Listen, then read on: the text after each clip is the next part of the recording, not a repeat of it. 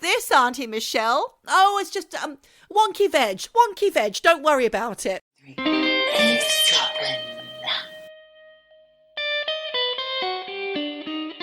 Hi, Michelle. Hi, Geordie. How are you? I'm all right. I do sound a bit snuffly today. I've got a little summer cold, I suppose you could call it.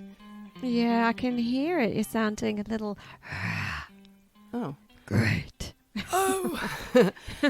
But that shouldn't stop people from eavesdropping today, because hello, welcome. This is the podcast that you've all been waiting for. It's called Eavesdroppin, where you get to eavesdrop on our conversation.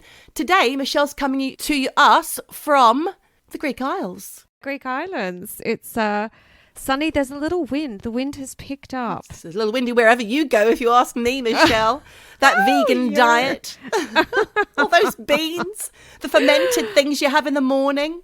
Oh, I love all those natto beans. I haven't had any for a while. That's the wind right there. I have a couple of shout outs actually, but first I'd just like to introduce you, Michelle, and me, Geordie. We're the Eavesdroppin hosts today and every day, every Wednesday in fact. We are a weekly podcast. It came to my attention over the weekend that people asked, how often do you do them? Every bloody week. We do them every week. We haven't stopped since November 2020.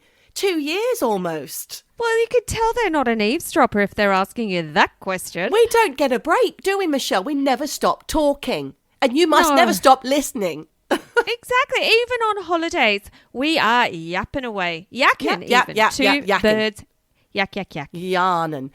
As a result of that, I've got a couple of shout-outs. My first one is for Melanie, who is between Shropshire and London. Welcome, Melanie. We are weekly. She's the one who asked. Just saying. And then, they've had shout-outs before, but maybe they weren't aware that it's weekly because they may have missed their previous shout-outs. Here's another one for Tim and Shayla, but mostly Shayla, because apparently she does listen along and laugh. And actually, she asked me the other day, is it true that you really drank your husband's wee? Yes, it is, Shayla. And she was there when I told the story, so now she knows. But Tim said he just likes the sound of our voices because it's comforting to him. So he just turns us on and then walks out of the room. I said, what about the content, Tim? What about the content? He said, I don't care for the content. I just like the sound of your voice in the background. It makes me think that he doesn't listen to the things I actually say. Another person who doesn't actually listen. Are there too many words that I'm spilling out, Michelle? Because sometimes you don't listen to me either. I do listen to you, but I have told you time and time again, I have a memory issue. Really, like even from 5 minutes ago, I have a memory issue. Well, you were going on about Picnic at Hanging Rock when I was regaling it to you last weekend. Then we watched it again and you were like, what? Who? Why have they all got bum chins? Now, the bum chin thing, right? And I said to you... You did not say that on the podcast. I didn't. No, you said that. Yeah, but you didn't give me an answer. Because you do know now why they've all got bum chins. Well, the two characters that had bum chins, you said, she's got a bum chin and he's got a bum chin. And I said to you, I said in the podcast, I won't reveal this wonderful twist which really grabs at the heartstrings. And then we watched it. You turned to me and said, why have they all got bum chins? And I said, just wait, Michelle. Just wait. Birdie. Giving you little hints and tips. You had seen the film apparently many times before. You should have known this. No, one time before, but I loved it. But the reveal was, and I'll cut this for everybody else, that they were brother and sister. And she came to him in the night. That's why she had a bum chin. And like John Jarrett's got a bum chin and she's got a bum chin. They're brother and sister. I reckon you should leave that in. But then it won't be a surprise. It's last week's news. And it was a film from 1975. And if you haven't seen it yet, then you're too bloody late. And I've given the game away. Sorry about that. So that's my shout-outs. Well, look, I wanted to just make you aware of a comment we had on one of our YouTube videos. Oh, we've got comments. I never look. So it's actually on one of the episodes from September last year. Oh. The one where we talked about what happens to our bodies when we die. Fascinating. Slightly gruesome. In fact, I think that might have been the one that turned Natty J right off us. But Right. anyway. So this is from a user called Colin Parker. Don't know if that's his Full real name or not. Oh, okay. Because we also talked about life after death, what happens to our bodies. It wasn't just a physical thing. We also talked about spiritual stuff. And he says, there is no life after death. He sounds very authoritative, like he knows exactly what he's talking about. Right. Quite frankly, I don't know how anyone can. Who has these answers? I don't know if Colin Parker has these answers. Well, let's But hear what he's got to say. he says, near death and out-of-body experiences is just the brain going haywire and hallucinating when it is nearly dead, as there is not enough oxygen getting to the brain when it is shutting down. Well, I think, to be fair, Colin, I think I did say that in the episode. Had you listened, you would have heard me say something along those lines. That's the thing. Maybe he just likes the sound of your voice, Geordie. He's walked off. And he says, hours later, if they are not revived, their soul will no longer function and go kaput. Now, here's where I have an issue with his comment. Because if you don't believe in life after death, then there is no soul. So, not sure what Colin's So what's on the about there. soul? Yeah, exactly. Life force. I Yeah. mean, what's he talking about? It's just the brain being in control of all of our functions, breathing, arms, legs. Oh, I don't know. I'm confused now. That's what they want you to think. But obviously, you know, for soul is the thing that animates the body, the flesh suit. Oh, meat know. suit. The meat suit. But it's also, yeah, the consciousness, the soul, the spirit, you know, all those things that, you know, you can pinch your arm, you can see your blood, but you can't ever capture or see your soul. So unless you're like those people who reckon they can see auras, Yeah. you know, and Yeah. souls leaving. I'm doing all these wonderful Arm gesticulations. movements like Kate Bush. Thanks. But he says, again, when you see a dead person, brackets, a corpse, their soul is still there with their dead what? body, but it is no No. longer functioning. NDEs, near-death experiences, and OBEs, what's that? I don't know. What Queen gives you? Out of body. Oh, no, yeah. out of body. Queen's Jubilee. Out-of-body experiences is just sort of a last gasp before the soul burns out. However, if the concept of an eternally inflating multiverse is correct, now this is exciting, Wow. then sooner or later an exact remake of your soul would be created from scratch in some future universe somewhere else in the eternally inflating multiverse. Fuck yes, I love this. Yeah, me too. Cosmic inflation. Wow. It's even got a name for it, right? We should actually investigate this. I love you, Colin. Cosmic inflation is where our universe expanded so rapid, that's his word, rapid, for a very brief moment of time at the Big Bang. Inflation only ended in our part of space, our bubble universe, while other regions are still inflating. Once inflation starts, it never ends, producing an infinite number of bubble universes, and each bubble universe would have their own Big Bang event. The bubble theory. Do you know this? I think I do. I'm not sure. I just keep thinking of bubble tea. Anyway, there are new universes being created all of the time at an ever-increasing rate, with new Big Bangs occurring forever. With an infinite number of Big Bangs, repetitions of everything are inevitable. Your exact life you have lived so far, and every other possible variation of your life, is my being God. lived right now by other exact copies of you living on exact copies of this earth in other exact copies of our universe. I need to lie down. I know! An exact copy of you has an exact copy of your soul. I'm going to have some sort of nap now. That's too much. Seriously, I need a margarita. He says, sorry, lights out and game over when you die. And that's Oh. it from Colin. After all that magnificent explanation and then kaput, zero, Boom. done. Yeah.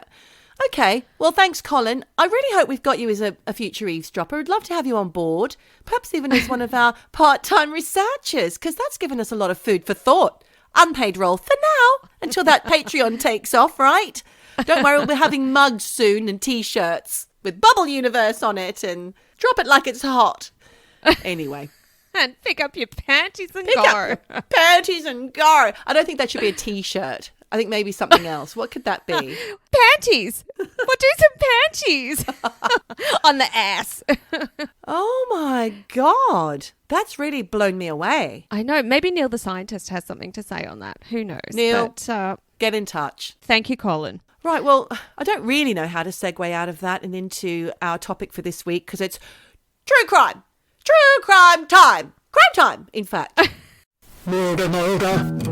It's true and it's crime. Crime time. It's crime time. Murder. Crime time. Crime time. So what do you got for me? Well, I decided, I think I set the scene this week, didn't I, Michelle? I thought after a conversation with my friend Chris, shout out Chris if you're listening, I doubt she is, she and I were having a fantastic conversation and she enlightened me to all these things I'm about to tell you. It's a Hollywood true crime tale this week, Michelle. Ooh. Theme, if you like, depending on what you've got to tell me. Well, first of all, I'm going to start somewhere and I'm going to segue off. So just bear with me. I'm going to talk about a crime that occurred or a missing person that happened in June 2020 when 37-year-old single parent Erica Lloyd took a 500-mile road trip from her home somewhere in America to the Joshua Tree National Park, 500 miles away. She told her family, yes? May I just say, that's in the middle of lockdown. Yes. How is she in her car? Because of lockdown is why she had to go. She had had enough. She's a single parent. The pressures of the pandemic became too much. So she told her family she needed to go on a camping trip. And I suppose she was solo and obviously camping off grid. So, I mean, it's a big risk really to do that. But obviously she just knew what she had to do. She needed to do it. So she dropped off her kid with her family and off she went. Well, I'm sure she thought there were no murderers out there because they were all in lockdown. Exactly. Well, I don't know what happened to Erica. We're going to speculate because the last her family heard from her was in a phone call, which was a few days after she left on her trip. And she sounded like she was driving while she was speaking on the phone and talking very rapidly. So that obviously stuck in the parents' mind. And her mother said it was just hard to make out what she was saying exactly. But sadly, that very same day of her speaking to her family, her car was found by California Highway Patrol abandoned and vandalized near an intersection in 29 Palms. Both the front and rear windshields were broken, and police say it looked like it could have been involved in some kind of crash. But there was still stuff in her car, but no camping equipment. So that was in June. Then 2021, we're in now, January 31st. Hikers discovered human remains on a desert trail in Wonder Valley. I've never heard of Wonder Valley before. I thought it was a film when Chris started telling me about it. I want to go there. This is, well, I don't know if you do, Michelle, because it's about 15 miles northeast of Joshua Tree, which U2 had a song or an album about. That was after I stopped listening to them. Police theorised that Erica's car had been in an accident because there was also a shattered radio and the airbag had been deployed. And at the time, officials thought there was no foul play. Her campsite and gear were found still intact at a place called Jumbo Rocks Campground, which is in Joshua Tree, and it was about 10 miles from where the car was. That's quite some way away, isn't it? That's about 20 minutes. Hang on. 10 miles? A mile takes 2 minutes. In the car? But her car was crashed. So she had to walk there unless she got a lift? Because I thought you said the car was found in Wonder Valley or somewhere else. The car, it was found abandoned and vandalised near an intersection in 29 Palms, and I don't know where that is, but the human remains were found 15 miles northeast of Joshua Tree. I mean, all these names, they mean nothing to me. Jumbo Rocks is a campground in Joshua Tree. Okay. That's 15 miles northeast. The car was 10 miles from... So the campground was 10 miles from where the car... Oh, fuck's sake, I don't know. Mayday. You bloody fool. Mayday. Middle-aged misunderstanding alert. Please backtrack, regain composure, and start again. I meant to say it. Okay, either way, I think she had to walk a fucking long way if she walked or she got So she wasn't up. found near the car, yeah. It's thought that she lost her bearings after setting off on a hike in Wonder Valley, but also what happened to the fucking car. But... Shades of last week with those girls in Panama. Exactly. But since 2019, there's been 6 bodies found in that area. And that's what makes it a little creepy and a little mysterious. So before Erica... serially. Yes. Yeah. Before exactly that, Michelle. You're on the money today, I tell you. Before Erica, there was another 2 sets of remains found in October 2020 in the area where her car had been found. One of these sets of remains was identified as a missing cyclist, James Escalante, who had vanished in the area in late June 2020, also during lockdown. He disappeared within days of Erica. Not related, didn't know each other. They could make no connections there that I know of. Also found in the area were the remains of Paul Miller, a Canadian who went missing in 2 years before, in July 2018. And it's assumed that he died suddenly of a heart attack as he was found in a shaded area and still had water and food. I think these deaths, there's 6 of them, their first thought went to serial killer, but actually could it just be people getting lost on hikes and things? I don't know. But what has all this got to do with Hollywood? I don't hear you ask, but I'm sure you're thinking it. Rumours started swirling after an Instagram account by the name of De Moi, which is spelled DEUXMOI. They shared posts claiming that a shocking story about the actor Armie Hammer would be published imminently and suggested that's why his agency dropped him. Do you know who Armie Hammer is? Because I didn't. No, I don't. No idea. He's a young, sort of youngish, I think he's in his 30s, very kind of like square-jawed, blonde, blue-eyed actor. And he's from such films as Call Me By Your Name, Death on the Nile, and Social Network. And he was briefly a suspect in California's Wonder Valley death investigation. Oh, but God. Why? What did he do to What's cast he done? suspicion on himself? These online rumours also claimed that Hammer had been working in a construction site on a friend's hotel project in an area near where the remains were found. Just because he was nearby, why are they still pointing fingers at poor Armie? Well, they say he was renovating this abandoned motel in 29 Palms over the summer with his 2 friends, and people were putting pieces together with Erica Lloyd going missing in June and her remains being found because this Hollywood poster boy is from a well-known wealthy family, and there is suspicions that he could be a serial killer. Because it's all about Instagram as well. There's another Instagram account called The House of Effie, which was the first to accuse Armie Hammer about all sorts of things, which I'm going to go into detail about in a moment. It's very confusing because there's more than one Instagram account we're talking about today. There's House of Effie, there's De Moi. So De Moi posted something. House of Effie then wrote this one saying, holy shit, I know what's going to come out. It's bad, really bad. Like I'm shaking and I feel like I'm going to throw up bad. And I'm with my whole family. What he and his friends have done is worse than anything I have posted. Justice will be served. Now, they say that because House of Effie has posted a load of shit about Armie Hammer up to this point, which I will touch on in a moment, Michelle. Honestly, I'm not joking. My head is swirling because I keep thinking, okay, who are these people behind the Instagram accounts? Are they even real? Is it the same person? Is it a lover's scorned? Yep. You know, like all talking shit. So I'm really curious to hear how this goes down. Well, let's keep our minds open. I got my information from The internet. every tabloid out there, especially the American ones. And there was a great Vanity Fair article, which I relied on heavily as well. I will tell you what I found out about married Armie Hammer, who found himself in the midst of this major controversy after a woman said she had an intimate relationship with him. And on her account on Instagram, she shared gruesome details of the bizarre sexual interactions they used to have. Ew. The woman, who I'm assuming is House of Effie, also shared screenshots of explicit conversations that allegedly occurred between Hammer and multiple other women via Instagram DMs. So she must have got together with these other ladies and together ganged up on Armie Hammer. Did he deserve it? We don't know. And you're probably thinking, so what? You know, you still got all those dick pics on your phone, Michelle. What's the big deal? I do. I've got a secret vault. No. You got to be careful when the kids are scrolling. I've got to get rid of all of those from my single day. What's this, Auntie Michelle? Oh, it's just wonky veg. Don't worry about it.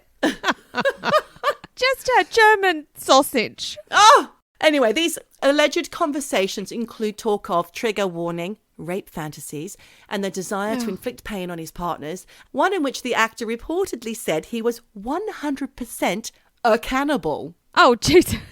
He's also a lizard person. He's everything. But this is according to him, they say. Or is it? We don't know. It's all being played out on social media, so who fucking knows? These messages were quite disturbing. Now, I've written here, one of the easier to digest ones said, and I don't know why I said that. That's not nice, Geordie. Come on. I don't know what's coming, but it's going to be grim. Well, what he said was, you just live to obey and be my slave. If I wanted to cut off one of your toes and keep it with me in my pocket, so I always had a piece of you in my possession, ? That's the end of that comment. Oh. So I don't really understand. No, he posed a question with no answer. Maybe he's saying, if I wanted to cut off one of your toes and keep it with me in my pocket, so I always had a piece of you in my possession. I mean, I don't know how you'd really intone that question. No, it's not a question. It's a statement, but with a... honestly, I want to give him a grammar lesson. Well, you'd think with all that money, he comes from a very rich family, which I'll tell you about in a moment. Anyway, this owner of the House of Effie account said they had an affair with Hammer for 4 years and that, well, I'm going to call her she because they're calling her she. She found 5 other women who also they were also involved with the actor around the same times.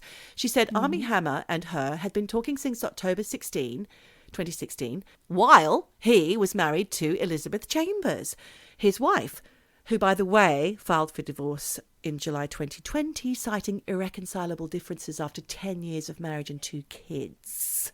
Yeah, because he tried to eat her. Well, did he try to eat his wife? We don't know. Maybe he went elsewhere for that. So these other women began to come forward with their own claims about the actor, sharing their own lurid stories and messages. He tells a lot of them, like, this is what's being reported. It's not my words, it's theirs. He tells them things like he wants to bite pieces off them and told one woman he wanted to eat her heart. Sexy? No! I mean, honestly, I keep thinking of that Harry Styles song, Watermelon Sugar High. I don't know that one. I was thinking more of that episode we did about the eunuch makers in his cabin. What was it? Bob's Weekend Wonders.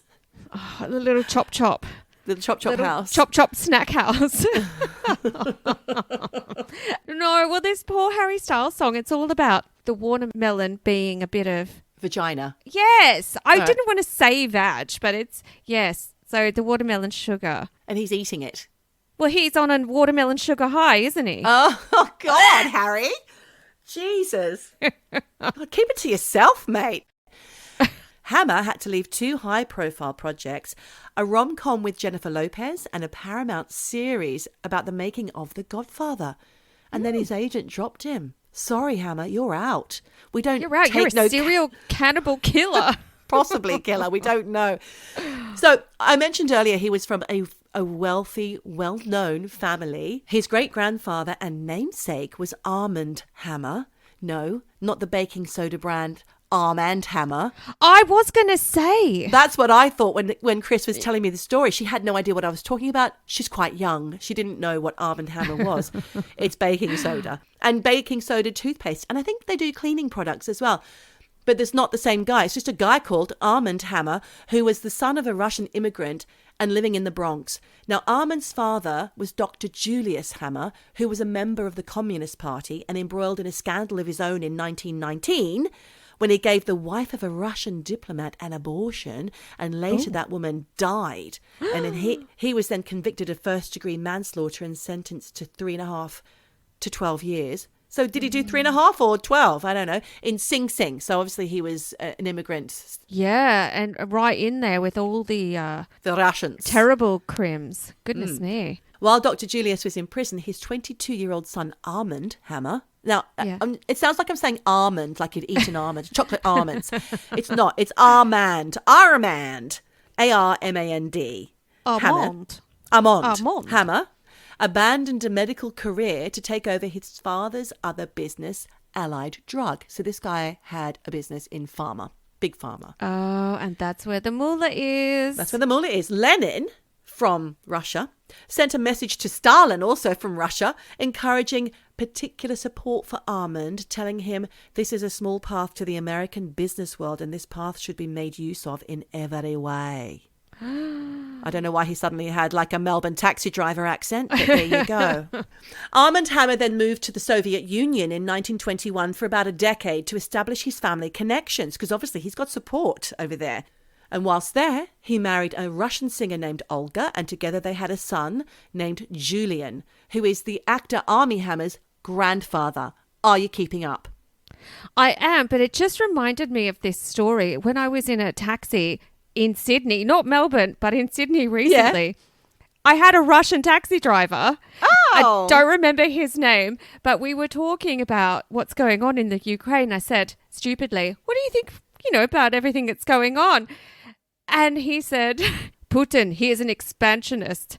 And we did it with Sweden. We crushed them like chicken. Wow. Political insight from a Sydney taxi driver. I love it. So you're not far off the mark. I'm not sure how Russian either of us sounded. So now we're going to skip to the 1950s now that you have a handle on what we've got. Julius, then Armand.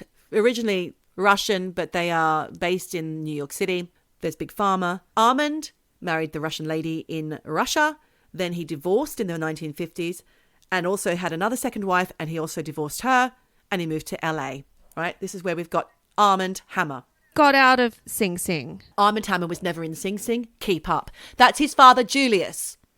Okay, so who was the one? Did the abortion? Julius. Julius is where we're starting with the Hammer family. Julius Hammer, 1919, did an abortion in New York City, and she died, so he was sent to Sing Sing. Yep. He had a son, Armand.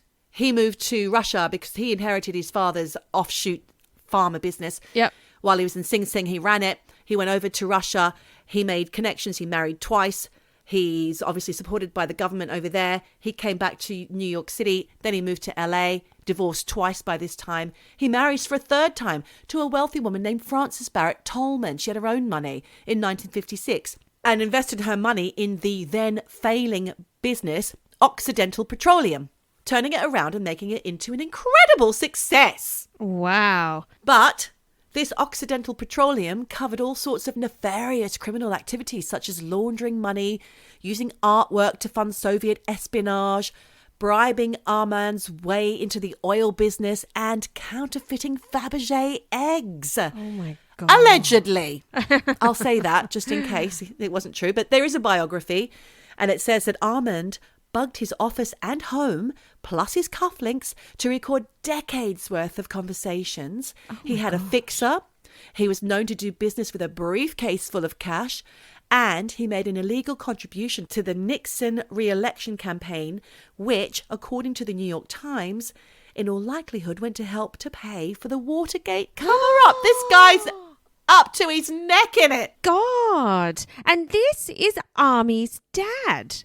His granddad. Oh my God. Right? There's more to come. Yeah. There's Julius, there's Armand. That's as far as we've got. Armand has also had multiple mistresses, including a lady called Martha Kaufman, a mother of two who divorced her husband after meeting Armand. Armand put Martha on Occidental's payroll as an art consultant, but Armand's wife, Frances, grew suspicious, so Armand had Martha legally changed her name to Hillary Gibson and insisted that she wear wigs, glasses and makeup to change her appearance. Oh, Jesus Christ. Going the extra mile, isn't Why it? wouldn't you just say, nah, I'm done? Move on, there's other women. Obviously, she had his heartstrings. He placed a homing device in her car, tapped her phone, plus she had to submit to his sexual demands even when they were, and I quote, extremely humiliating, unquote. Oh, no. Their affair lasted over a decade, with Armand promising to take care of her and her children after he died. But according to his biographer, once he did die, she learned that he had left her out of his will. Oh, what a pig. It was all very Succession. Yeah, she's left high and bloody dry. Poor thing. So Armand, while he was alive, he insisted that his one and only son, he did have daughters, but his son Julian and his wife Sue and their 3 grandchildren make appointments to see him. And also the son Julian, who is actually Armie's grandfather. So Julian, now we've got another person in the mix. Armand had a son called Julian, and Julian is Armie's grandfather, right? He was very much overlooked by Armand, who favoured Julian's son, who is Armie's father, and his name is Michael. And he skipped Julian and left his entire business empire and his $180 million cash fortune to Michael, Armie's father. missing out on Julian. Julian only got $250,000 because What? because it seems that he caused Armand too much trouble, probably from his desperate attempts to get noticed by his father. For example, in the early hours of the morning after Julian's 26th birthday, now we're talking about Armie Hammer's grandfather, Armand Hammer's son, Julian was turning 26 in 1955. He killed a man inside his Los Angeles home over a gambling debt and supposed advances on his wife. This is very nut Succession. Exactly. Absolutely. Exactly. My God. It's very Succession. The papers got hold of this story and headlines such as "Millionaire's Son Kills GI" got bandied about. Armand had a friend deliver $50,000 in cash to a lawyer in Los Angeles, had Julian claim self-defense, and the charges were dismissed. Goodbye. Money. Exactly. Talks. Money talks. Yeah. There's a sister called Casey. She had a self-published book in 2015, Surviving My Birthright. She alleges that Julian, her brother, sexually abused her when she was a child and that Julian was abusive to others in the family. Julian's son Michael became the big boss of the family, but moved his family, which his wife Drew, Armie Hammer and Armie's brother Victor, to the Cayman Islands before returning to California around a decade later to a series of scandals. So you know Cayman Islands are where you basically like funnel money through. Tax It's haven. like Is it? offshore accounts, all of that kind of stuff. Money's going through the Cayman Islands like crazy. So that's why dude moved there, I would imagine. Obviously, I have no evidence. That's why he moved to the Caymans. I mean, he might have just thought it was nice and hot and sunny, but yeah. I doubt that. Michael had also inherited Knoedler Gallery. Now, I don't know if that's how you pronounce it. It's spelled Knoedler. I'm going to call it Knoedler. It's very famous, or it was. It's a commercial art gallery in New York City that was founded in 1846, one of the most revered galleries in New York City, but it collapsed in 2011 after an FBI investigation uncovered that between 1994 and 2009, paintings attributed to abstract expressionist masters like Pollock, Rothko, Willem de Kooning were sold by the gallery to buyers for millions of dollars when they were actually fakes. No. Outrageous. I know. In total, Knoedler was accused of selling 63 forged paintings. This case was ultimately settled, but during the trial, a former Knoedler accountant testified that Michael Hammer had used the gallery's credit card to fund his personal lifestyle. Well, yeah. I mean, dude's got enough money. Who cares? Is it a big deal? Well, I yeah, don't Michael, know. they're trying to illustrate what a kind of a guy Michael was.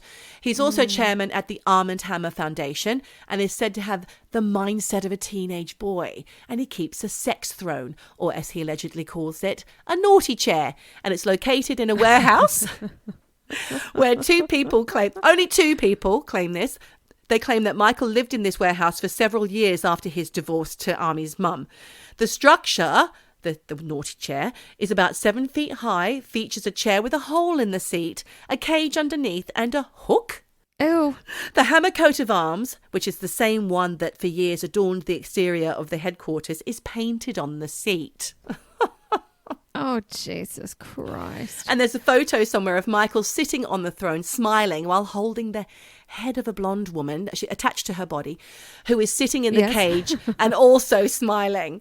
At least she's smiling. She's happy. She's happy she's there. So let's go back to Armie Hammer. That's just a little painting, a little description, illustration of his family life. Where he's come from. Yeah. His lineage. Now we've got Armie Hammer, who's arrived in Hollywood and he was in 2010's The Social Network, but no one paid much mind to his backstory. Can I just ask, is he good looking? I cannot picture him. He's that kind of blonde Hollywood chiseled jaw, kind of good looking, I'd say. So handsome my in type. a conventional way. Yes. No, not my type. Okay, but basically he went to Hollywood. No one gave a shit that he was from big old money. Just come on in. And buy your way Crim, in or whatever. Crim background. Yeah, I shouldn't have said that because that's not necessarily true. The year after, Armie appeared as the Winklevoss twins in The Social Network. Did you see that film? I didn't. No, I didn't. He then appeared with Leonardo DiCaprio in Clint Eastwood's J. Edgar, and a rom-com with Julia Roberts called Mirror Mirror, an action epic called The Lone Ranger with, also very popular at the moment, Johnny Depp, and the 2015 caper film The Man from uncle alongside Henry Cavill. Okay, so he's had a career. He's had a career. And then came his dark side on this secret Instagram feed, which is attributed to him. And it's called @L_Destructo_86. I don't think it's still there. Don't go looking for it. I wouldn't go looking for it anyway, because it's pretty nasty. There's a photo of him taking a drug test captioned, "All negative, bitches. My body is a finely tuned toxic..." Hang on. I'll do it again, because that's an unfortunate accent. Makes him sound horrible, and he might not be horrible. "All negative, bitches. My body is a finely tuned toxicant processing unit. To be fair, I had THC and benzos in my piss, but who doesn't?" Oh, me for a start. Oh, and me. What's a benzo? Another photo showed a mannequin tied up with the caption, "If quarantine doesn't start moving more quickly, I'm going to fuck this thing." Sorry, Mum. Oh. Sorry to Armie's mum as well. In an interview with Elle magazine, he recalled a violent altercation with a homeless man. And he said that his wife says, "My wife says I have a frontal lobe issue. Your frontal lobe controls your danger response. Like, whoa, I shouldn't be doing this." So basically, were they saying that he beat up a homeless person? Yeah. Fucking hell. And his wife's like writing it off as a frontal lobe issue. Then in an interview with Details, he recounted the story of a wild bachelor party that went on for days and ended with an epic bonfire, a giant tequila bottle full of gasoline, and a machine gun. So he's happily telling all the magazines this. He then told Playboy how being married had changed him. He says, "I used to like being a dominant lover. I liked the grabbing of the neck and the hair and all that. Then you get married and your sexual appetites change. You can't really pull your wife's hair. It gets to a point where you say, I respect you too much to do these things that I want to do." Oh, man. This guy is not my cup of tea. These are his words at this point, by the way. They can't be attributed to anybody else because they're all from magazines, verbatim. After the Playboy interview, Armie must have had an earful from the missus, because he went on to express regret, explaining that he had learned the hard way not to drink during interviews. But it's a truth serum, Armie. It's a truth serum. In vino veritas, Armie. But for a 2019 British GQ profile, Armie and the writer drank so many martinis that the writer blacked out. So he didn't learn his lesson. He likes to party. His social media suggested that he was fond of bondage, which I'm not kink shaming here, Michelle. Some people like that, and that's fine. And he has spoken profusely about his love of knots to Playboy, calling it a man's version of knitting. I like knots, but not in that way. Well, he challenged a talk show host, Stephen Colbert. Do you know him? Colbert, isn't it? Is it Stefan Colbert? I think it's Steve. Well, I think it's Colbert. Well, I don't know him, so let's call him Colbert. So Americans need to get in touch with Please us do. about that. Stephen Colbert to a knot tying contest on The Late Show, and told InStyle magazine, "I've never admitted this before." He does a lot of this, by the way, never admitting things before, and then he spills the beans. "I've never admitted this before. Sometimes I carry a rope to practice knots." And tie up women. Woo! Years ago, he introduced his wife Elizabeth to shibari, the Japanese erotic art form, which is like bondage but nicer, in which people are tied up in intricate patterns. It looks uncomfortable but not savagely so. There's something quite kind of erotic but not kind of violent about it. But they are like really tied up awkwardly. But it's more about the aesthetics of it, perhaps. Yeah, possibly. I don't know. So Elizabeth tried to be supportive of the new hobby and even suggested Armie publish a book calling it Why Not? With a K. Oh, what a card Joining she in. is. She's joining in the fun. Armie bought mannequins to practice on, I suppose because his wife was reluctant. And the couple... Well, I guess that's the one he was going to fuck during lockdown. Yeah. So I said before that the couple had 2 children, a son and a daughter. The daughter was born first in 2014. The son was born in 2017. And the friend close to Elizabeth says that Armie confessed to being unfaithful shortly after his son's birth, but claimed it was a one-off. But years later, the friend says Elizabeth found evidence of an affair Armie was having with a co-star. So to try and save the relationship, the family went into therapy. Then the pandemic happened and Armie decided he couldn't take it and fled to the Cayman Islands where he'd grown up. With the dummy. With his dummy. I don't know who he's with, actually. This put even more strain on the relationship. So I suppose she must have been back in America while he was in the Caymans. And then when his plane landed on his way back to the US, he mistakenly sent a really racy text message meant for someone else to his wife, who then filed for divorce. Busted, mate. So he says that himself that he enjoys the party lifestyle, and now he's off the leash. He went for it. Went nuts. Friends made a comparison between him and his father, who, if you remember, people said he acted like a teenage boy, even as a middle-aged man. Because when Michael split from Armie's mother, it's alleged that there were plenty of wine, women and song, plus drugs and tattoos, allegedly. And I mentioned earlier that the Hammers aren't the same as the Armie Hammer baking soda brand, but Armand did actually invest in the company, the Armie Hammer company, after his attempt to buy it was rejected. So the tattoo that Michael chose was the logo of Armie Hammer, which is the big strongman dude, yeah, isn't it? the strongman dude. And it says, the standard of purity. And his friends say he's anything but, because he's got a sex throne. And he also used to text pornographic images of himself up to no good to all his friends. Again, this is very Succession. Isn't it? Except Dick when pics. they're texting the dick pic. This could be about him. So back to Armie. His ex of 5 months post-split from Elizabeth in 2020 was a model called Courtney Vucevic. I don't know how to pronounce it. Vucevic. And this is where the tabloids go wild, Michelle, because she said that being with him was like dating Hannibal Lecter, and that he likes the idea of skin in his teeth. And also alleges that he was emotionally abusive, saying things like, he wanted to break a rib and barbecue and eat it, and I want to take a bite out of you. So she thought this was unusual and creepy, but thought nothing more of it at the time. But she went on to say she felt groomed in preparation for how things got darker in the relationship. And that eventually he did some things with her that she wasn't comfortable with, but somehow he convinced her that it was okay.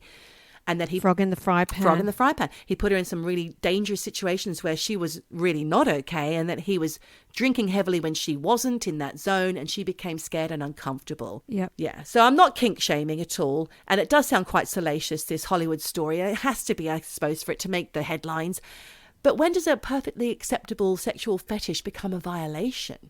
I suppose when the partner you're with doesn't feel up to it. When they're saying the safe word and you're ignoring it. And that's what happened to Courtney, she says.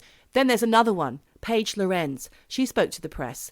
She dated Armie for a few months in 2021. And she said during that time, shades of Keith Raniere, he carved his initials on the skin above her pubic bone with a knife, which is still visible a year later. She said it was extremely painful and traumatizing.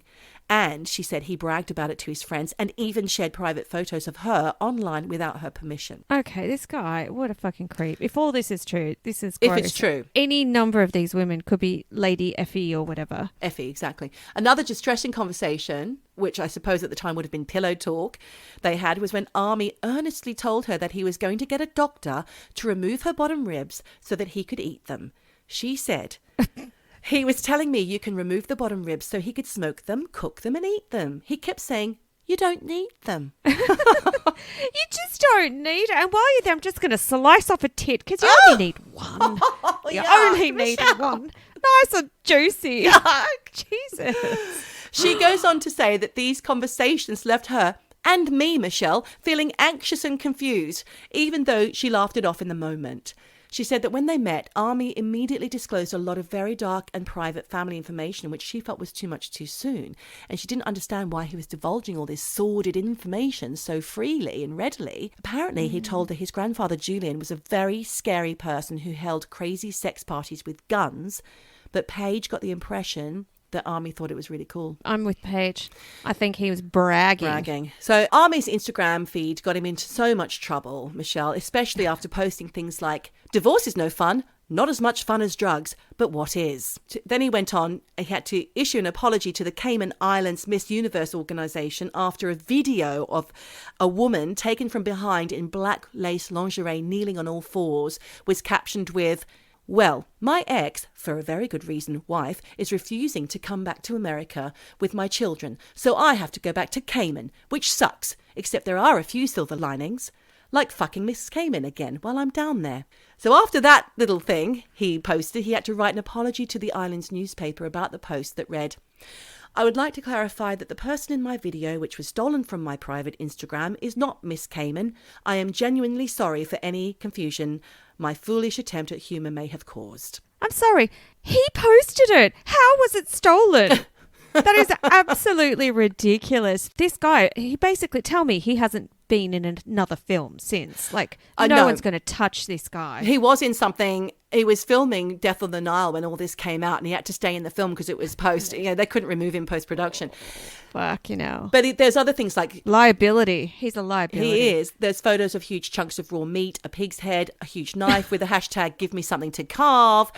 So then we're back to March of this year, 2022, and accusations of rape by a woman named Effie. Back to the house of Effie. They don't necessarily say that Effie is the same as the person behind the Instagram account, but there is a woman. She's real. Her name is Effie. She said that she was raped in 2017 when she was 20 years old by Armie Hammer. Trigger warning, this does involve sexual assault and rape. Her attorney was Gloria Allred, who is well known for taking high-profile cases and campaigns for women's rights. She held a press conference via Zoom in which Effie spoke openly to journalists about the alleged assault and other violent acts she endured, and I won't repeat it here, but she detailed a violent 4-hour-long rape which she endured that left her with head injuries and included photos of the injuries. Oh my God. She said that they dated on and off for 4 years while the actor was married, and her attorney, Gloria Allred, said they're not filing a lawsuit, but they wanted LAPD to investigate the claims.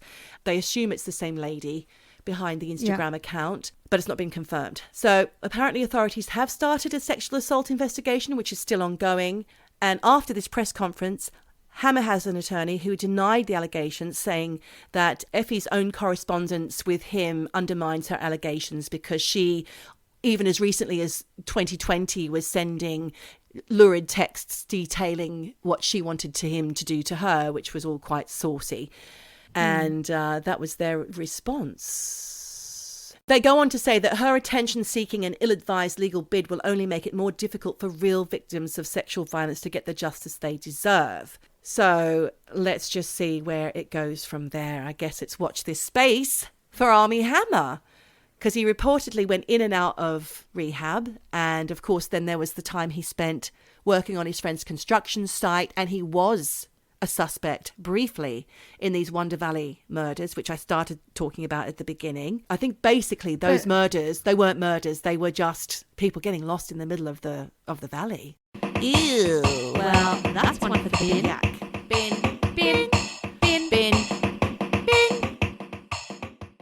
This week, I too am looking at Hollywood, but I was really going a bit lighter. I'm looking more at misdemeanors rather than crimes. I'm glad. And they're ones that we all know about, but I just wanted to go over a few of them. Let's lighten the load. Well, do you remember when you and I were talking about the whole Johnny Depp Amber Heard media circus, which he won? Yes, he won. And we were talking about how loads of his exes have all come forward to say what a lovely man he is. Yes. And you were telling me about Kate Moss, and you did her voice and everything, taking the stand. We didn't do that on the podcast, though, did we? No, we were just having a personal chat. Yes. One that wasn't recorded. Yeah, real conversation. We were talking about how Kate Moss, Vanessa Paradis, Winona Ryder all came forth and said, and Ellen Barkin, he was going out with her way back. Yeah, but she did not have good things to say about him. Did she not? No. She said he was controlling and manipulative, and it wasn't flattering. She said, I can't testify as to what happened in that marriage, but when I was with him, he was not a good guy. So not all his exes, but loads of them have. So this got me thinking about, and I think maybe even we talked in that same conversation about the time Winona got caught nicking stuff. Oh, no, we didn't talk about that. store. But yes, I do remember. I bet she loves it when people bring that up. Well, I'm bringing it up. Because she didn't work again for a really long time. I know. Now she's all over Stranger Things and everyone loves her again. Back in 2001, when Winona was rich, she'd had loads of success with Girl Interrupted, which had come out a couple of years earlier. Oh, yeah. And that was big for her, actually. I mean, she'd been in loads of stuff, but that was the one that really people sort of took her a bit seriously because she was all unhinged and whatever. Like I said, she was busted for trying to nick nearly $5,500 worth of clothes and other bits from Saks Fifth Avenue in Los Angeles. And it is a fancy department store in Beverly Hills. There was a lot of negotiation to try and get the charge reduced to something other than grand theft, but it's $5,500. You know, it's not just nicking a lipstick from Kmart. It's serious. So the whole thing went to court, and she was eventually charged with grand theft. After that, she was eventually convicted of it as well. And then she was also convicted of shoplifting and vandalism. I actually don't know what she did to get that vandalism charge. Ripped the tags off, perhaps? Maybe. The security tags, and tore the clothes? Yeah, could be. It doesn't really go into what Yeah. the vandalism charge was connected to. But she eventually was acquitted of the burglary charge. And in December 2002, she was sentenced to 3 years of probation, 480 hours of community service, and she was ordered to pay $3,700 in fines, fuck all, and $6,355 to Saks Fifth Avenue. Okay. Plus, the court ordered her to attend drug counselling and also like psychological counselling. And what's interesting here is when they picked her up in Saks, they found oxycodone, diazepam, and Vicodin in her bag. She's travelling with it. She's walking around with it, shopping. Amazing. So I think she was probably just fucked. And I'm not sure if we talked about oxy before on the podcast. I think we did. Maybe. But it's a really fucking scary drug. And people you know are taking it because it's prescribed all the time to people for back pain and whatever. But it's really terrifying in terms of the effect it has on people because, yes, it's a prescription It's painkiller. a legalised heroin, isn't it? Yeah, it's an opioid. Yeah, there's a lot about it at the moment. The Sackler family. Yeah, exactly. It's so incredibly addictive. And people fucking love it because they take it because they are flying. You know, they don't feel any pain at all. So it's like this miracle pill they're popping. They're like, woo, I'm able now to do things I haven't been able to do in years because, you know, it just makes your body feel so Superhuman. incredible. Yeah. But then it stops working so well. And then they dose up and dose up and dose up. And because it's basically heroin, people get addicted to it. Mm-hmm. People go crazy for their next hit. I don't know if you remember, but in the 90s and 2000s in America, drugstore raids were like happening like crazy all over the States. And they weren't stealing anything except Oxy. That's all that was getting stolen. So it's a massive problem in the USA. Everyone got hooked, you know, old people, young people, whatever.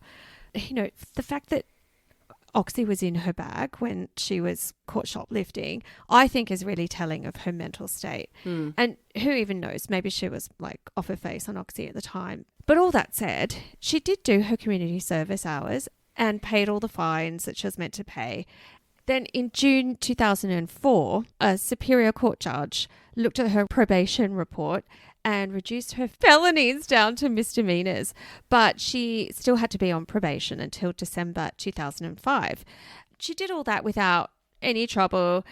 When you actually read more into what happened to her, she says she was clinically depressed at the time and that she had a dodgy Hollywood doctor who was later struck off the medical register because he was basically like Dosing her up. yeah, and loads of other people in Hollywood, just dosing them all up on prescription drugs. So, yeah, highly qualified drug dealer.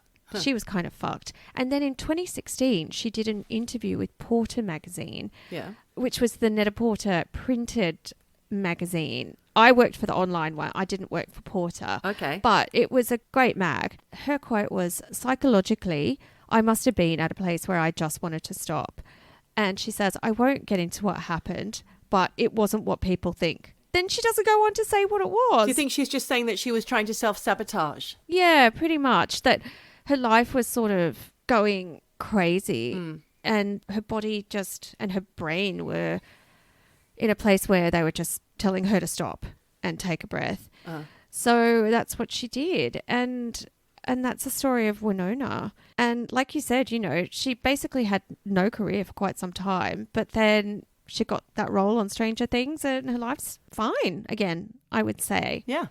And now I'm going to move on To the big one. to someone we love. Ben Mendelsohn! It's not. Oh. It's not. Well, I'm so sorry to burst your bubble. This is not about Mendo. Ben. Okay. No. But it is about another Australian, and everyone remembers this. Mel Gibson. Getting arrested Mel and then Gibson. saying some awful things about Exactly. Jewish people. Oh, dear. Yes. So I looked into this because we always talk about bloody Mel Gibson. Mel. So it is one of those things that is in the collective consciousness, but I just had to refresh it.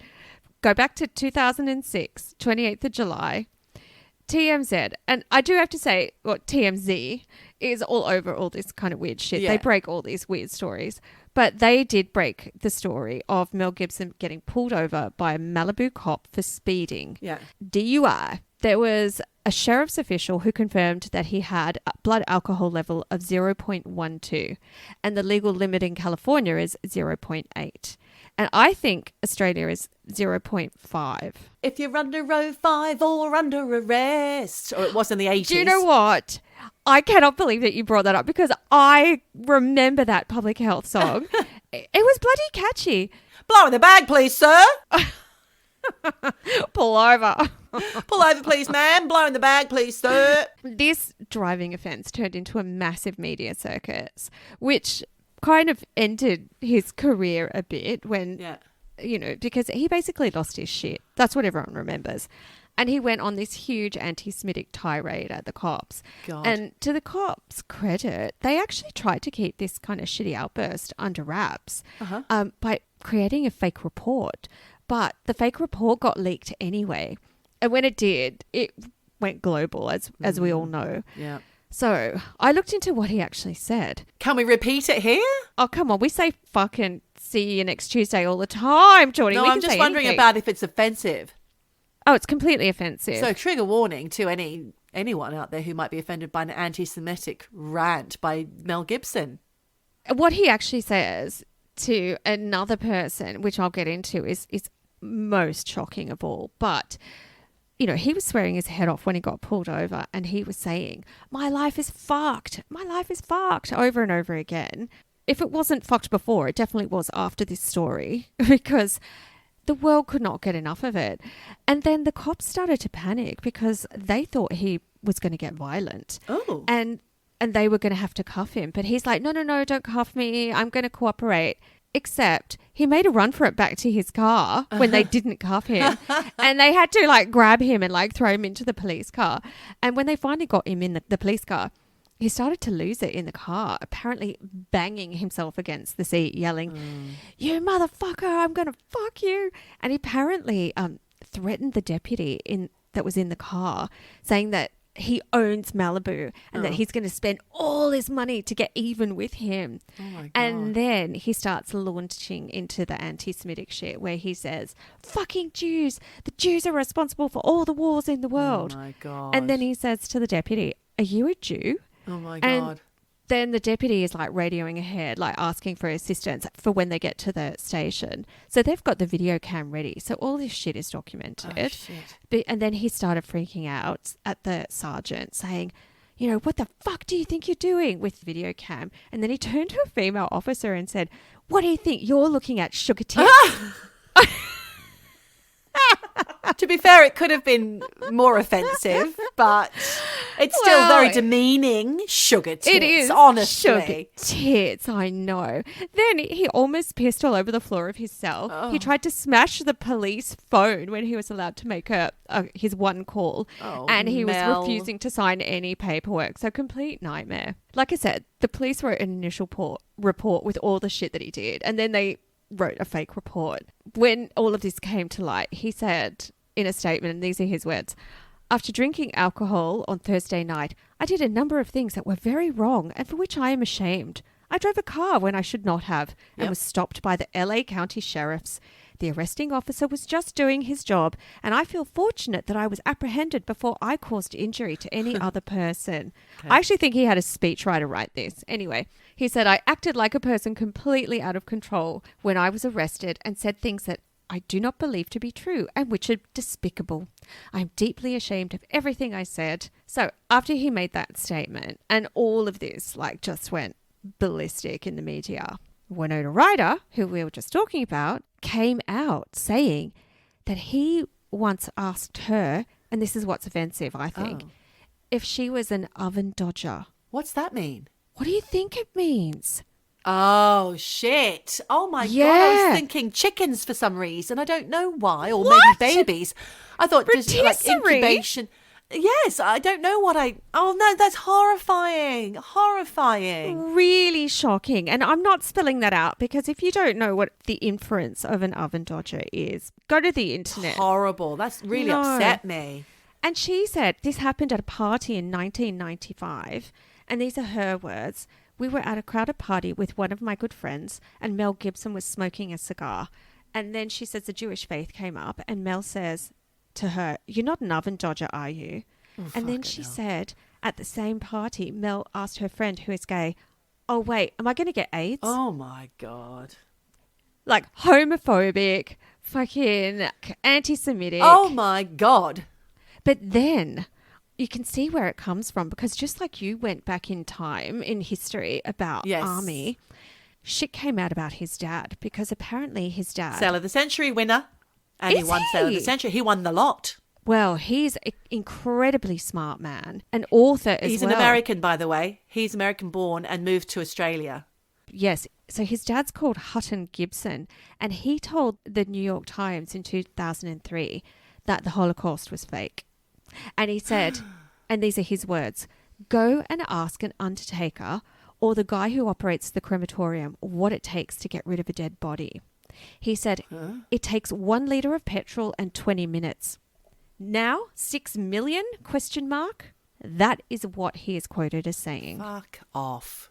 You can see where that attitude comes from in the family. And then, but this is funny, in 2016, when, I don't know if you remember, but Ricky Gervais was hosting the Golden Globes, Mel Gibson got up.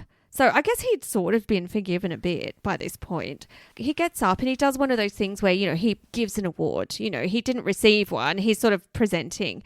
They do those little speech things. And Ricky goes up and interrupts him. And he's like, "Mel, what does sugar tits mean?" And Mel's like, "I never said it." And he's gone online saying, "I may have said all the other stuff, but he reckons he never said sugar tits." Quite frankly, Right. I would be saying, yes, I said sugar tits and none of the other stuff. And nothing else. But Exactly. yeah, so there you have it. They're my celebrity misdemeanors. Oh, amazing. Thanks, Michelle. Well, that's lightened the load, except for the dark stuff about what Mel Gibson said. I know. didn't like that. But yeah, anti-Semitic stuff. Whatever you think about anything, you can't deny something that absolutely, definitely happened I in know. World War II. Wonderful. Thank you, Michelle. Thank you so much for that trip down Hollywood Lane. Oh, well, I guess we've come to the end of our show. I think we have, and it leaves us with nothing more to do but to remind people that wherever you are, Whatever you do, just keep eavesdropping. eavesdropping. Eavesdropping, dropping, eavesdropping, dropping, eavesdropping, eavesdropping, Dropping, dropping. eavesdropping,